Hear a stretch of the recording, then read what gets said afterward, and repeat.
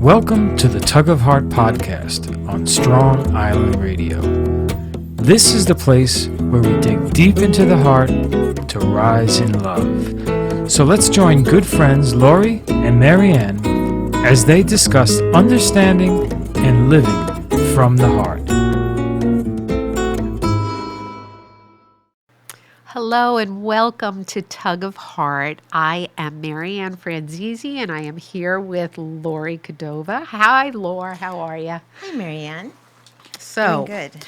we are in Season 2, Episode 2, and today we are looking at the heartfelt experience, which is really going a little bit deeper into that intimate space that is created as we live more fully in our hearts. Oh, I love that. Mm-hmm. Well said.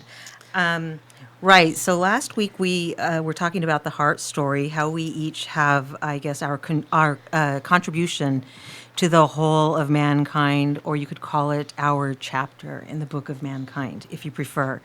When we were talking, the reason I moved this direction for today was the statement you had said. You had spoke a little bit about the golden thread, and I told you that I felt as if I authored that myself. So there was a real truth in it, not just because I felt it, but because it resonated so profoundly with me. It had a draw to it, which incidentally is what we are talking about today. When you feel that draw to something.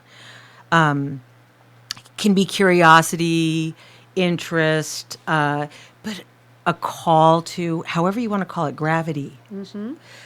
I felt that with what you said. So I wrote the way that I recalled it. When you were speaking about the golden thread, after I asked you how you would describe it, you said it's connected to the intimate space within. And it feels kind of like a longing to connect to the sacred in life. It's understanding and making meaning. And then you went on to say that it's intimate between humans to make meaning together in life. Mm. And you told us about taking the pause, which has been kind of a theme that I had wanted to carry forward anyways. And in the pause, you look and you listen, and from there, the thread begins to weave into the bigger story. So today, I was wanting to discuss that intimate space you were talking about as we experience it in the world around us, and then as a cognitive experience, the awe, the wonder, the whimsy may fall somewhere between the head and heart, but the cognitive, and then as an approach to philosophy or just what we make of life, right? Mm-hmm. In a way that remains flexible. So where we will always by our nature be philosophical about things, but we don't have to be fixed in that ever. As a matter of fact, our philosophy kind of drops off and loses value, I think, when we lose that ability to move, to shift with more revelation, truth, or even just facts that we collect in life. And then finally, we would want to talk about how we acquaint with any meaning we receive in that experience, how we acquaint it with the whole of our being. Mm-hmm. So first, it was shifting that feeling of being drawn to something or drawn into our heart from one of let me think how to describe this for a minute. We can be drawn to many things, and in some ways, it's distraction, annoyance, call it what you like, but it's not meaningful. So specifically today, we're talking about an experiential happening that leads to understanding, and it can be a means to revelation, depending, again, on our further response to it and what we do with it. And for the purpose of, at least today, we'll say, when I'm saying revelation, it's the truth of something being shown to us by itself, okay? Lori tells you something, Marianne, my heart has been healing for some time. I'm revealing to you something about me. So it can be conversationally, it can be supernatural, it can be just through reason, that you reason out something to its end and you reach a revelation about life or the world, anything. But it is the one but in there is that we should ideally see in Revelation something for what it is, as opposed to seeing something with our own bias, our own agenda, and we see it without misunderstanding it. And you can call it a type of enchantment, except that we're not required to do something to conjure it. It's more, what we're talking about is more specifically a response to what is presents itself before us. And it opens this opportunity to understand nature, the world, and other humans with like kind of more significance, conscious significance, that we choose to have that. It also can reveal our personal limitations that we hold, and our expectations, whether it's through our experience or culturally, what people told us we ought to think, how we should feel about things. They tell us how something works before we approach it ourselves and have a look for ourselves. We already walk into it knowing this. But we find a way to keep these things, when we involve ourselves with that, we end up interacting with things as separate from us, right? And that limits our ability to see the truth of things that are different or other people, or I guess I said it right there, the word would be other. How do you treat something other than you? Marianne, hot seat time. You finished last week telling us about the fig and the wasp. Yes. Kind of an aversion you had going, right? Okay, so something had some new information, a new enlightening, neutral, on its own, if you knew nothing about either, just kind of a neutral presentation of this idea that a fig blooms because a wasp has entered it. I'll let you retell at least enough for us to carry it forward.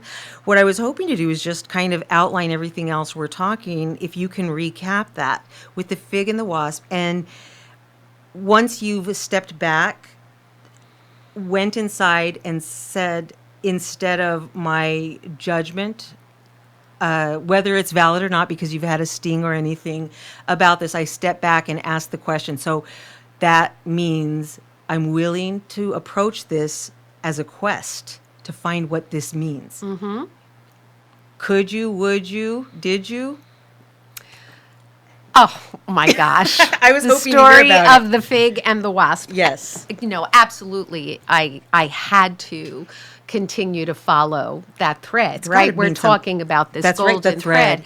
And it's very interesting because we're talking about intimate space, but this intimate space that we're talking about is part of a much larger force field. It's never in isolation. Right? So Right. it is part of where the supernatural and the natural exist. And points to a whole lot more in your life. And for me, the golden thread that pulls it all together is Holy Spirit. That's what I call it. That's the way I've come to identify it.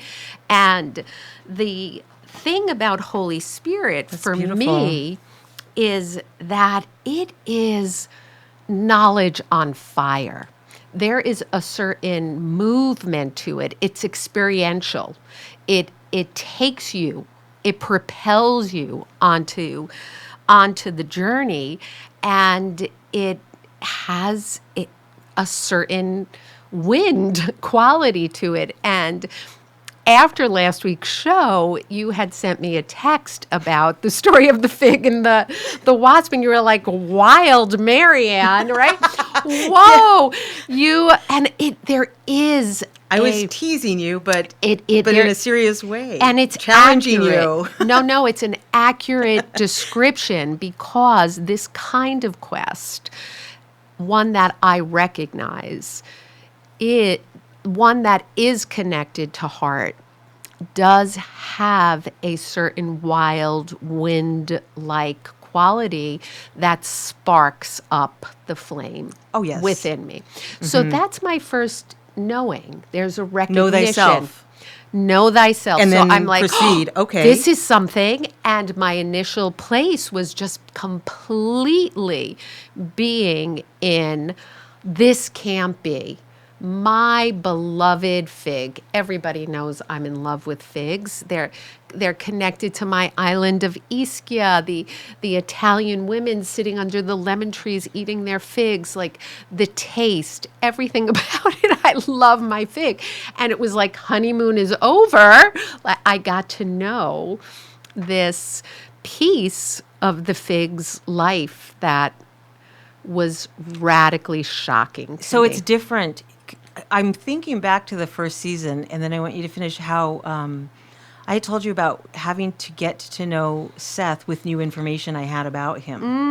And so you have this rich history with the fig, and then something's revealed to you that's you just didn't fit into the story. No longer congruent. That you have been telling surrounding your fig, your history. Yes. And where do you take it from there? Right, because it's no longer coherent. And you enter into this place where reconciliation is a must if I am ever to eat a fig again. So the initial response was being able to honestly stand in my bias of the wasp, of hating wasps. I'm such like, a strong word, because I don't believe I've ever heard you say that before, Marianne. No, that I was don't the first hate, but I'm like, No, but I hate wasps. And that is the thing to say. nature of spirit in me. Like, it's going. That's the wildness talking. Yes, it's going to be very primal. Let's be real. I am not tidying this up into an automatic scientific definition of this is reproduction. You start where you are, or you've got nothing to work with. You're not real. Right. You're I love not that. infused I in this love that. web of life. So it was enough. This love for my fig was enough for me to go further in my search of understanding the wasp's place. And so as I started to gather more information about a fig wasp, which does in fact need to enter the fig to lay her eggs. But as she enters this gateway into the fig, she sacrifices her wings. Her wings can't. So that to me was my first connection to her, the wasp, and to motherhood, and how motherhood in many ways is a sacrifice of the wings for the babies. Yes. And then her arrival in the fig as a garden. The fig is not a fruit, it's an inverted garden. Yeah. And this to me then resonated with everything we've been talking about as far as the internal heart garden. Like, wow, there is a whole garden in there. Of course, it's going to need pollinators. And then this mutual dependence on each other, where she lays her eggs and dies. The males are born without wings to begin with because they only serve to fertilize the females that are born. And then the females come and they have to find their way out, and the process continues. But that process then sets off a ripening of the fig. And in one of the pieces I was reading, it talked about the fig as a surrogate for the wasp's So egg. appropriate. And how that experience then allows a ripening, which is growth, maturing, the ability to actually It's softening. come into who the fig is really meant to be as a fruit, going from an internal garden to this wonderful piece of fruit. And in further, understanding and softening towards the wasp, I was able to examine the origins of my bias, right? We're not raised to love wasp. We're kind of raised to love bees. Bees are the queens and they're hard workers and they make honey, and wasps are annoying and they hurt, they sting. There are certain kinds that will invade a bee's nest. So there's no nice Disney movie about a wasp who is cute and loving. And that again helped me to understand the development of bias and of hate, right? I could be flippant about hate, my hate for a wasp, without really understanding her.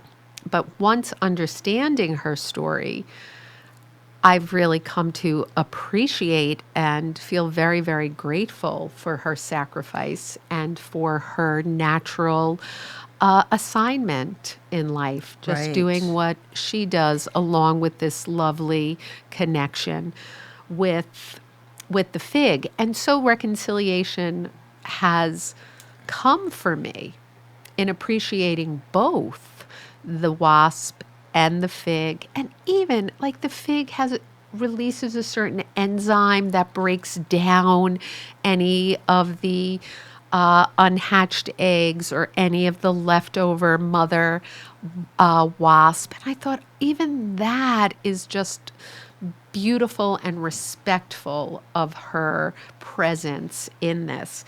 And with that is now this deep, much deeper and much more real relationship with this fig and the fig tree and the producing of a ripened fig, what it takes to get there and how it is interconnected. This web, this mutual indwelling of experience, which I think is very connected to us as human beings and our search for meaning and for reconciliation. So it has been just tremendous for me. That's I look every day, amazing. are my figs ripening? They're not ripening yet, so I don't know what will be this season. I think this is just tremendous that this played out in a very cursory way that we can point to and break down selfishly, because the thing is, when things are revealed, experiential. it's never about one thing. It's for you to pass on to me, than for us to talk about. It is so much more far-reaching than we can begin to know. Something as simple as a fig and a wasp, big deal, but it is, given the proper attentiveness. Well, because I that it got to see the deserves. beauty of the fig's heart, the wasp's heart, right? It's Right. like this. And what I mean by that, again, it is seeing them in God's eye. That's right. And that's why I infuse this sense of Holy Spirit. And I'm grateful that I can recognize that movement and know that it's meant to launch a quest that goes a little bit further than the moment. What about you? How do you come out of it, knowing about yourself? How are you a fig? How are you a wasp? Either or. You know what? I think I can be both. Right. Right? I understand both roles. I understand the mother who sacrifices and does pass through a certain gateway. The metaphor and the symbolism is very right on for me. I understand the inverted garden. I Yes. understand how I mature. I understand the process of surrogacy and holding other eggs and welcoming them. So there's a lot that I can relate to.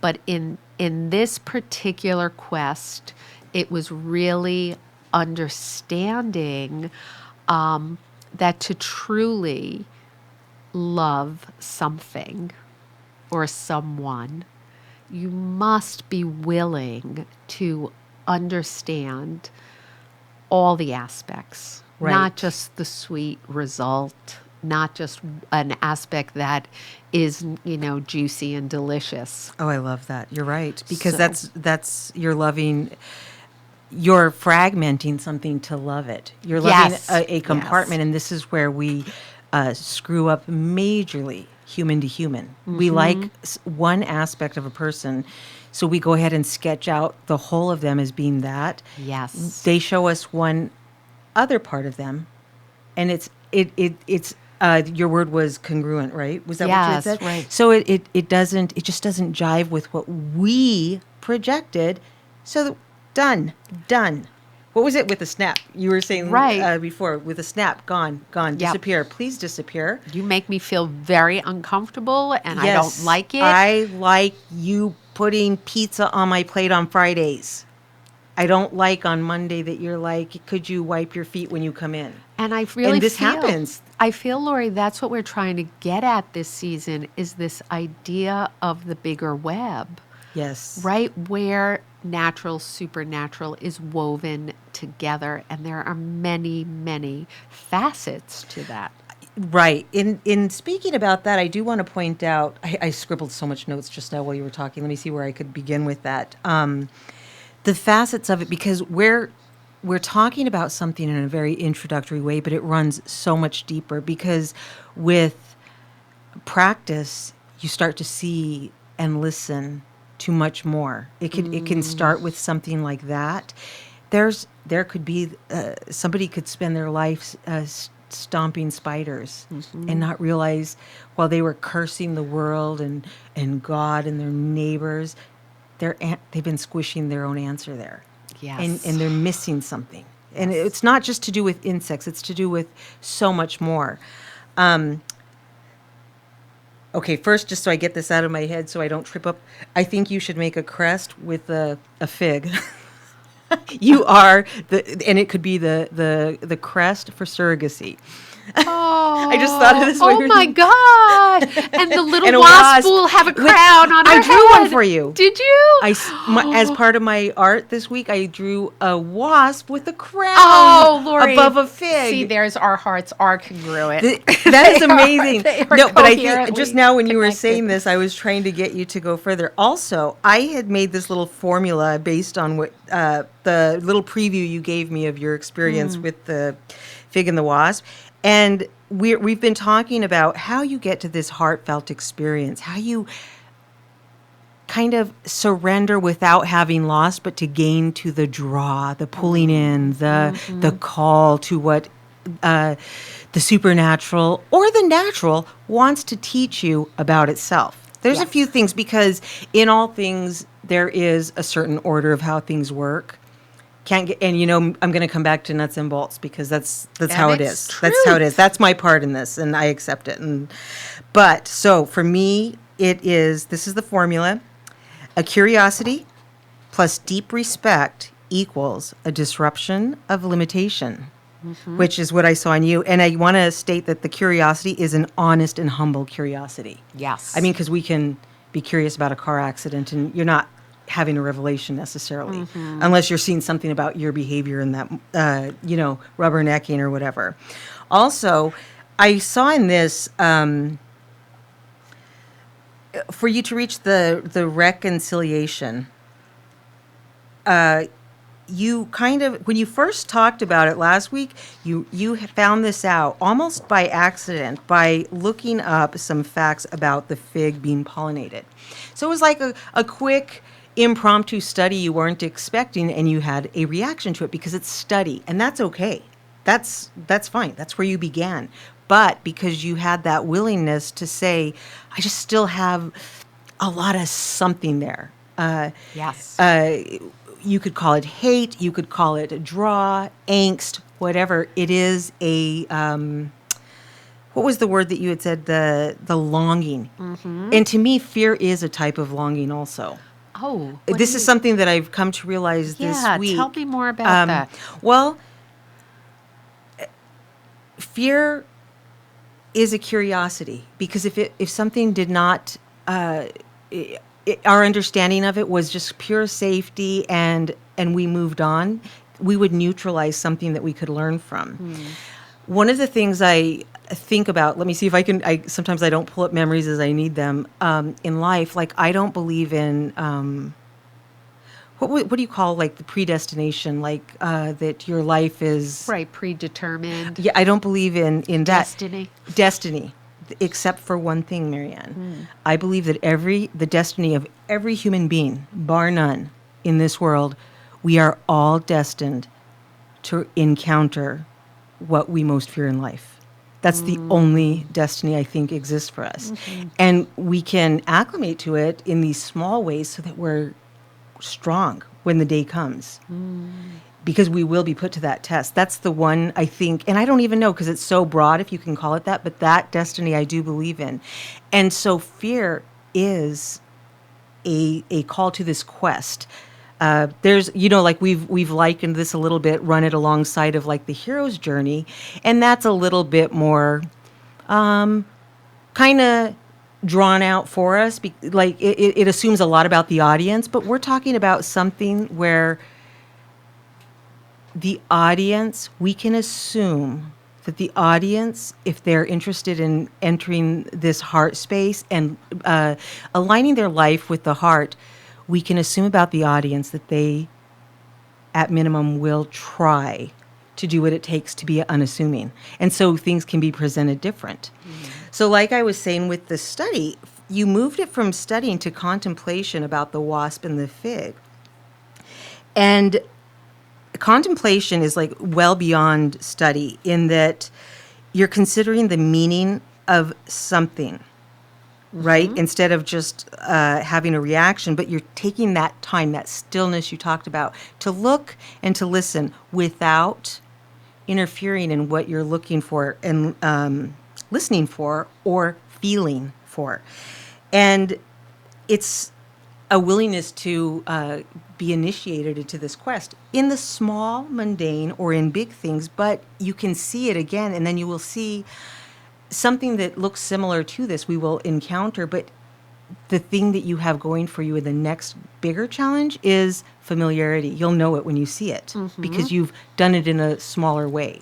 Absolutely. If you want to, not to, this is a big deal for you, but still, I think it points to more because you are talking about the fig and wasp, but there's going to be this chance where you go beyond that and you say, my source of contemplation was the fig and the wasp, but they're also here to tell you about their source. Yes, it's and that's the seeing deeper them. and deeper, and you're able, because you are engaged and you've initiated with them, to allow them to take you there with time. I cannot say what it means for you because this was not my particular call, but I'm so interested in it because because I think we are getting to a more universal point of the quest, and it's interesting, right, that the wasp ends up with her crown. She receives her crown because it is seeing both the wasp and the fig through the Creator's eyes, through God's eyes. Like, that's this what I say is is God's wisdom, right? creation. That's when you see something the way God sees it. This is my definition of wisdom. And then you bow down to that. So if our eyes can begin to do the work to see each other how God sees us, we'd all be like bowing down to each other because the beauty of that lies within every living creature all creation, actually. And all creation is really very powerful. Yes, it's such a I just love humbling, this, very humbling. It is. And part of being humble, when you say that we see things the way that God does, is that we don't demand that the God who is revealing himself to us be the way we would have him. because it doesn't work like that. And that's one of the biggest disappointments. Our parents first, they're not like we think parents should be. You know, everybody has a something like that, but that speaks of us. Because it's living. We Right. can't tie it up in a nice little package. And we don't know. We've only of seen the knowledge. bit that we've been open to unveiling and taking a peek at, because it's always there, this presence. But we don't see it until, and it doesn't show itself to us without our yes, our okay, I'll follow the wasp and see what its story is.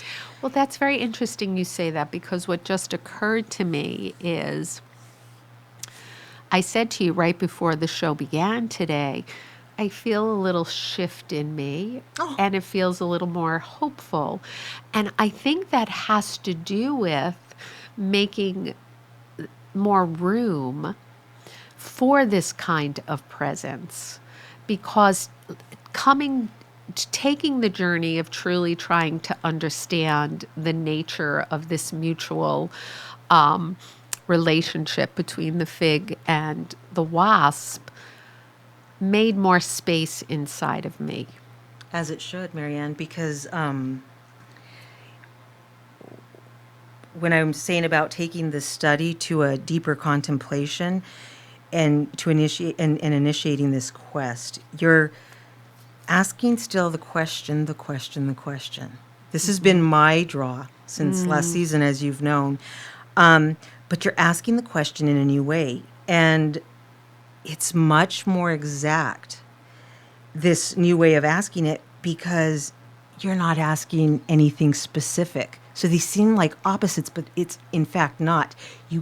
You hone in and you need much more room within. Like you're saying that there is a space made, because the question is no longer about specifying itself for you. How do you fit into my qualifications or my identification process? What I know, my preconceptions. You tell me how you fit into this. But what you're saying is, I'm clearing a space, because my question now becomes, may I look and listen and understand you? Oh, so beautiful, That takes Lori. a whole lot more room in your heart. Oh my gosh, It's yes. not something Yes. that, because it's very easy to be like, what are you about? Or why do you do that?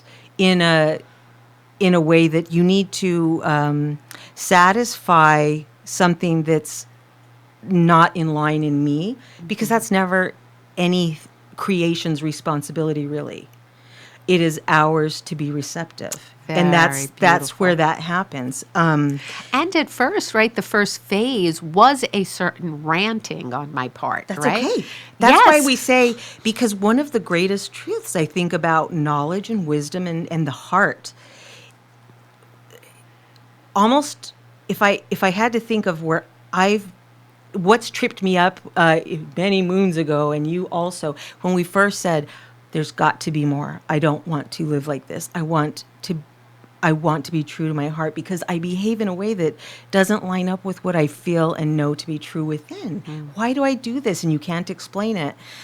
One of the things that delayed moving into the process of listening and responding, it's painfully slow. That's enough to turn me off to just about anything. But also, Patience. right. Yes. But the other thing is, we have to accept, first of all, that we start where we are and as we are. And it has to be okay, because we started to talk about form and matter, and we will get into that more. But you have to start with where you are to know better your true nature. Because if you have a false sense of who you are, you're only working with like this projection. I remember you and Maddie had spoke about your first podcast on the wisdom window, which I was at odds with and drawn to. I'm just going to be honest. I've shared with you guys, because it was, you guys think very different than I do. But that means I stand to learn so much from you girls because of that. That's like, you're one of my best sources for change and this hope, because you're so different. Because if I just hang around with people that think like me, Like-minded. patting each other on the back, I have no growth in Yes. my future. But you guys had spoke about the cave, right? And I feel like if if I don't know who I'm working with, I become just that shadow in the cave with the fire behind it, where I can see the outline of myself, but I don't know what I'm made of. I don't know that shadow is arms and eyes. It's a silhouette, and it's incomplete. Yes. And I'm trying to orchestrate this shadow, which is just where I block the light. I'm trying to orchestrate that shadow into heart living. What? That's not even me. I'm shaping the wrong thing. Then I'm making shadow puppets. Yes. And that's what can happen. Yes. On that note, I think we will continue after this looking at heart correspondence, which is what you said about the reciprocity that you kind of felt in that agreement to kind of make some harmony and peace with the wasp. Is that okay, Marianne? Yeah, absolutely. A lot more questions for me Beautiful. about this. Until next time, thank you for listening to us talk about figs and wasps and history and stories and And the heart. and the heart. Heartfelt experience. Please, if you like us, physically like us, click that button and share it. Also, Strong Island. We love Bobby here so much. He does so much to help keep us in line and move us forward. So like and share him too. He's got a lot of people coming up with him. Until next time, please farewell and listen and look. Thank you.